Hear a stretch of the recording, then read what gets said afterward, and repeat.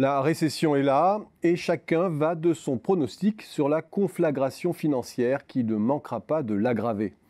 Comme toutes celles qui, tous les 10 ans, sont venues ébranler la planète finance et la trajectoire du cycle d'affaires 1987, 97, 2000, 2007.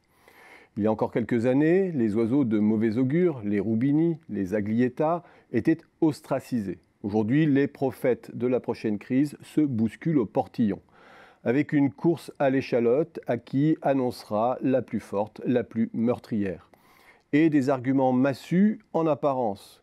Nous vivons aujourd'hui les conséquences de la folle thérapie du quantitative easing, avec des banques centrales apprentis sorciers qui ont surchargé la sphère financière en liquidité. Résultat, un monde incongru à taux négatif est né, condamné à péricliter, où ne s'opère plus aucune sélection de l'investissement, ni aucune récompense de l'épargnant. Et surtout, un monstre hideux a prospéré sur l'argent gratuit, la possibilité pour les États de s'endetter sans limite. La finance a perdu le contrôle. Tous ceux que rassurait la grande tutelle rationnelle de la finance sur les choix d'investissement, les choix sociaux et la mise sous surveillance des États voient leur monde s'écrouler. La rationalité financière n'est plus aux commandes et ça va péter. Aussi étonnant que cela puisse paraître, l'argumentation est bien courte. Le monde développé, a déjà lésé sur de longues périodes les épargnants, sans que cela ne soit préjudiciable à la croissance, à l'emploi ou à l'investissement. 2. Tous les enchaînements pronostiqués par les Cassandres ont viré jusqu'ici au fiasco. Où est la fameuse inflation sur laquelle devait se fracasser le quantitative easing, la brutale remontée des taux qui devait précipiter la perte des États endettés? Au contraire, la récession devrait encore approfondir toutes les tendances déflationnistes et de décrue des taux. 3. Reste l'effet délétère de l'argent gratuit sur les choix d'investissement. Mais il s'agit là d'un effet diffus, sur longue période, qui n'implique nullement un séisme imminent. Paradoxalement, les économistes qui historiquement avaient mis en alerte sur l'instabilité systémique du monde financier et anticipé les accidents passés, à l'instar de Robert Shiller, modèrent aujourd'hui la peur d'un Big One. Pour Robert Shiller, le cycle de hausse des prix d'actifs, mobiliers ou immobiliers, n'a pas la même ampleur que celui observé avant 2000 ou 2007. Cette crise nous fera chuter de moins haut.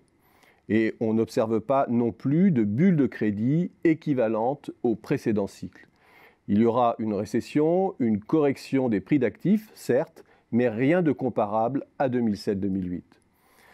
Interrogeons-nous alors sur l'anatomie de la prochaine crise, les enchaînements qui la sous-tendraient plutôt que de lancer des cris d'orfraie face au dérèglement de nos repères. Ni hausse des taux, ni inflation en vue. L'étincelle ne viendra pas de là. Si elle ne vient pas de là, d'où peut-elle venir? De l'effondrement du prix des actifs emporté par la récession mondiale? En partie peut-être. Mais à l'instar de Shiller, la chute restera contenue, surtout dans le contexte d'affaissement des taux que produira la récession. Et une chute des prix d'actifs n'a pas forcément des effets systémiques, ce sont massivement les ménages qui, in fine, subissent les pertes, bien plus que les gestionnaires de fonds.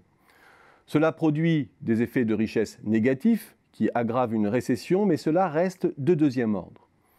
Le capital investissement risque aussi de boire la tasse, mais il en est coutumier, sans conséquences systémiques sur le reste du système financier.